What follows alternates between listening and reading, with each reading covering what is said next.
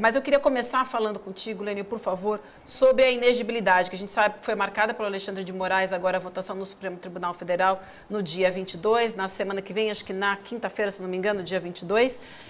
Mas a gente já tem notícia agora de bastidor e principalmente falando do PL, que da cúpula do PL, que o grande medo do partido e de Bolsonaro também, obviamente, é que ele encare uma derrota de lavada, um 7-0, aí durante essa votação no dia 22, né? Queria te ouvir falando sobre isso, por favor. Bom dia. Oi, bom dia. 7-0 é o mínimo, né? Se tivesse 8, seria 8-0, porque é tão contundente, as provas são tão contundentes, que isso é mais ou menos como julgar,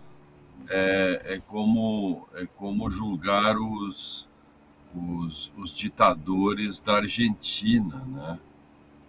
Que era tão contundente, tão evidente, que outra coisa não se espera. A grande questão, para além das inelegibilidades, como disse a Cristina, né? Isso eu venho falando há muito tempo, é saber a questão criminal.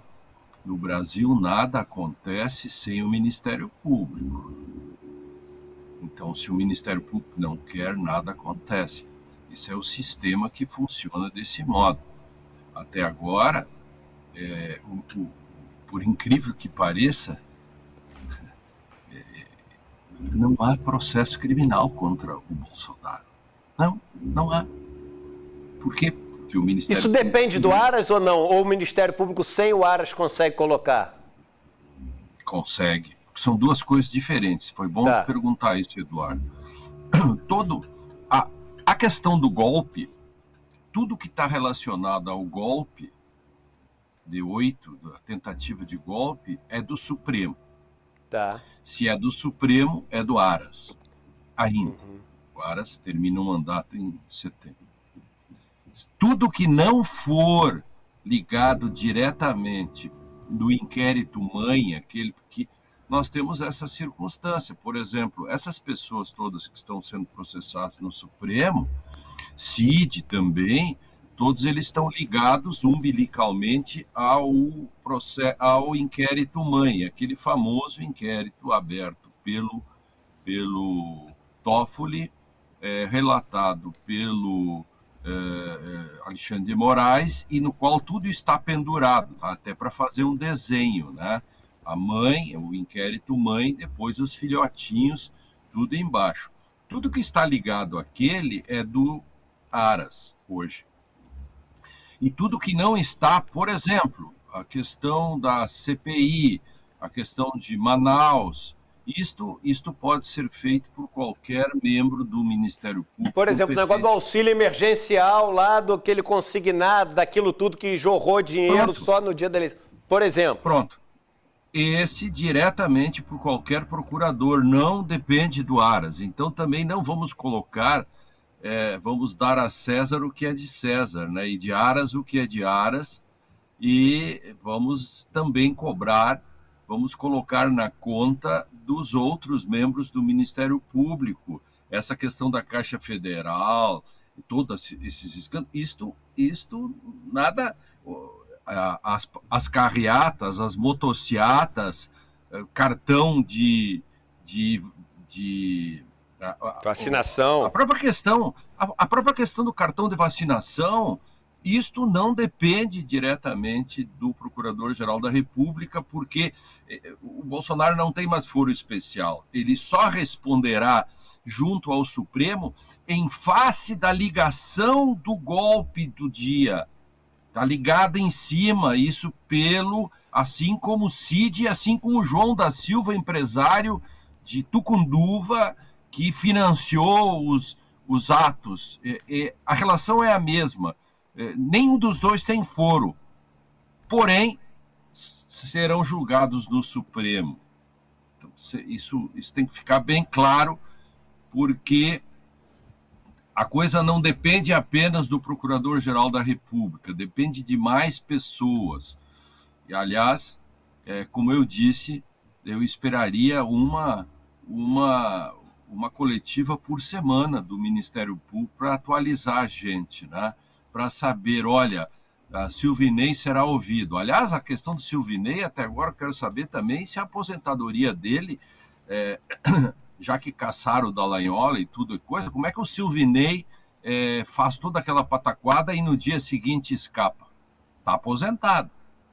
Não dá para revogar a aposentadoria do Silvinei. São coisas Pode todas crer, que o Brasil... a gente nunca mais falou do Silvinei, né? O cara que Exato. foi ali era o líder pelo menos ao que parece, daquela milícia que estava sendo formada no governo Bolsonaro. Milícia no sentido da forma de atuar, de usar as polícias como instrumento, etc. A nossa preocupação do que estava sendo feito, algo que tem que ser investigado. De repente, nunca mais se fala do cara. Nunca mais. Um cara com a importância que teve, nunca mais. Deve ser chamado na CPMI agora. E eu vou mais longe. Eu quero que, inclusive, se veja a aposentadoria dele. Com certeza. Como, quando e por quê. Como que ele sai. Ele sai exatamente para não responder, portanto, também tem que examinar isso no plano da legalidade. A sabotagem do dia, tudo aquilo que foi feito, diárias, viajava para lá e para cá, em que circunstâncias. Gente, accountability, vamos falar a palavra que as pessoas gostam, que quando é em inglês é melhor do que prestação de contas, né?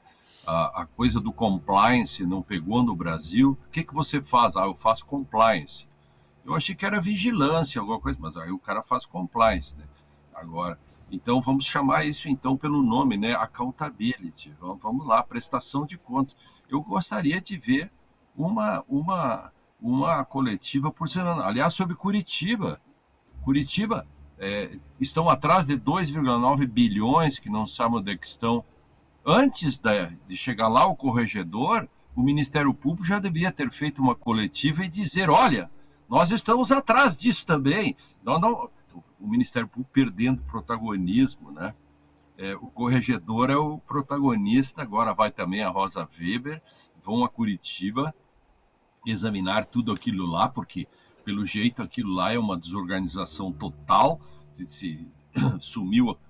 Ninguém sabe, ninguém viu, onde tem quase 3 bilhões de reais. Bom, nós queremos saber. Veja quanta coisa tem aí para saber e quantas coisas vão caindo no esquecimento, né? Banaliza-se as denúncias e vamos perdendo nisso. De repente, isso é a mesma coisa que o protagonismo, né? TSE...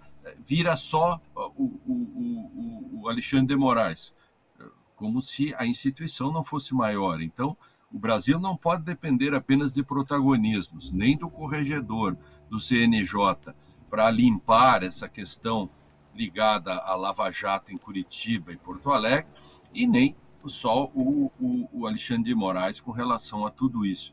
Nós queremos que essa coisa se abra mais e que não fiquemos focados apenas em algumas coisas durante 1, 2 semanas e aí fica para trás as outras coisas depois. Só uma pergunta de ordem prática, mega simples. Se o Bolsonaro perde no TSE, ele tem recurso, tem alguma coisa ou não? Durante os próximos 8, aquela decisão é definitiva e durante os próximos 8 anos ele não pode se candidatar a nada? Não, ele pode recorrer ao Supremo Tribunal por alguma questão técnica, né? Tá. Sempre pode. Assim como o Dallagnol está recorrendo também ao Supremo. Sempre é possível recorrer ao Supremo Tribunal. Agora, estudo indica que terá no mínimo 5, 6 ou 7-0, ou 6-1, alguma coisa assim. A possibilidade de recurso ao Supremo Tribunal se reduz a 0. Mas, como disse a Cristina, e eu venho dizendo também, essa questão, embora ela seja importante, porque existem 16 processos, portanto, ele pode ficar inelegível várias vezes, embora conte só uma, essa ainda não é essa questão fulcral. Existem crimes. E o Brasil não pode se contentar, vamos usar bem a palavra aqui, vocês aí da mídia, né? Nós, da comunidade jurídica, nós todos juntos, nós nos contentamos com a resolução de que, como tudo isso que aconteceu se resolva com uma inelegibilidade de 8 anos? Isso é muito pouco, e a Cristina tem toda a razão. A comunidade toda brasileira, pelo menos 50% ou mais, quer saber o que vai acontecer com a questão das joias, esse conjunto de coisas, né? Um código penal todo quase, né?